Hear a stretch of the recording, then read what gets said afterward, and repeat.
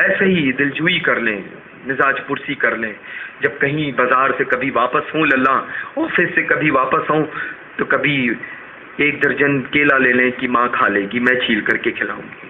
تھوڑا سا سیب لے لیں پالیتھین میں کہ میں چھری لے کر کے کچن سے چھیل کر کے کاٹ کر کے میں اپنی ماں کو کھلاؤں گی. آپ دیکھیں اللہ، ماں انتظار کیا کرتی تھی کہ بیٹا آئے گا تو میں کھانا کھاؤں گی، انہی ہاتھوں سے ہمیشہ صرف کرتی ہے. آج بستر پر ہے تو وہ بھی آنے کا انتظار کر رہی ہے. جیسے بچپن میں ہمیں جب تک کھلا نہیں لیتی تھی اس وقت تک کی کھاتی نہیں تھی. آج ہم لوگ جب تک کہ آفیسز سے نہیں آ جاتے، اپنے کاموں سے فارغ ہو نہیں جاتے اور گھر واپس سے ہے تو تندرستی کے ساتھ نہیں آ جاتے، اس وقت تک کے لیے اس کا آنچل رب کی بارگاہ میں اٹھا رہتا ہے. زبان ہمیشہ دعا گو رہتی ہے کہ میرا بیٹا ساتھ خیریت سے مجھ تک کی پہنچ جائے، اپنے گھر واپس آ جائے.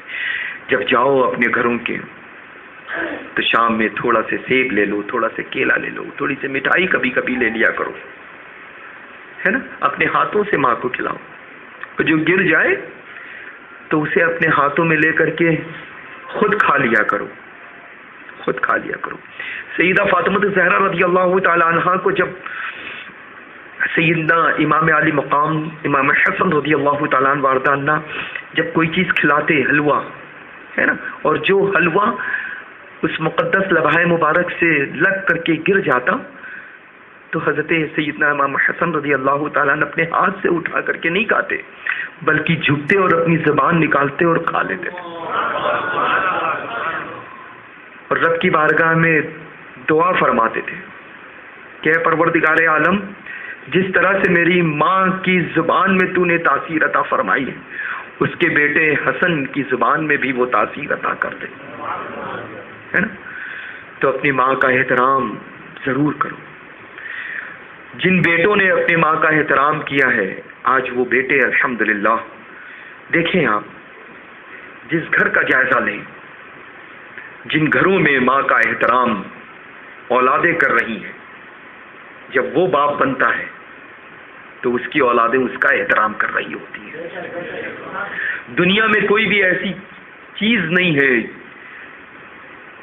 جو اس کا قدم چوم نہ رہی ہوں، منزل اس کے قدموں میں پڑی ہوئی نظر آتی ہے. اپنی ماں کا احترام ضرور کرو، سنی بن کر کے انشاءاللہ تعالی جیو، بریلوی سنی بن کر کے جیو انشاءاللہ. بزرگوں سے سچی محبت اور عقیدت رکھو. گھر میں اگر بہنیں ہیں تو تیز آواز سے نہ بولو، بلند آواز سے. کبھی للہ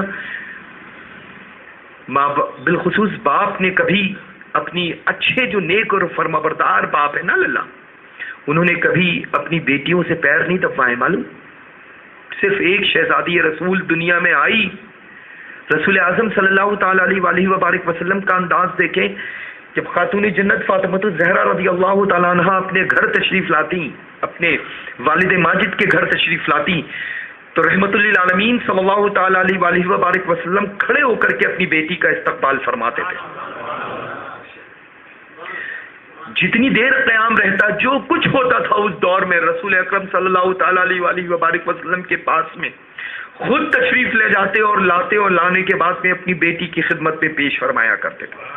جتنی دیر قیام ہوتا شہزادی شہزادی شہزادی سے مخاطب فرماتے، اور جب آپ واپس تشریف لے جاتی تو گھر کے دروازے تک کی رخصت فرمایا کرتے تھے. یہ اپنی بیٹی کے ساتھ میں اخلاق تھا.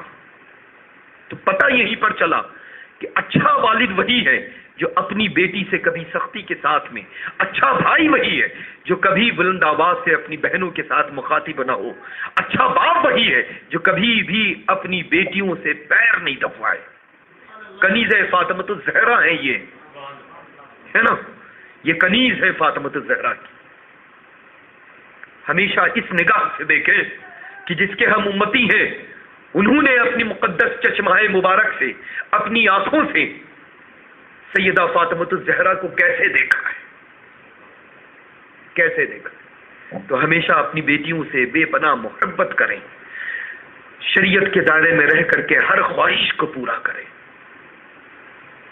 اتنی خوبصورتی کے ساتھ میں اس کو اپنے اپنے گھروں کے لیے روانہ کریں کہ جب غیر نہیں اپنے دیکھیں تو ایسا لگے کہ اس دور میں اس انداز میں جب ہو رہا ہے شریعت کے دائرے میں رہ کر کے شادی، تو اس دور میں کس انداز میں شادی رسول پاک نے کی ہوگی۔ یہ مت دیکھو کہ فلاں نے کیا چیز دی ہے، یہ مت دیکھو کہ فلاں نے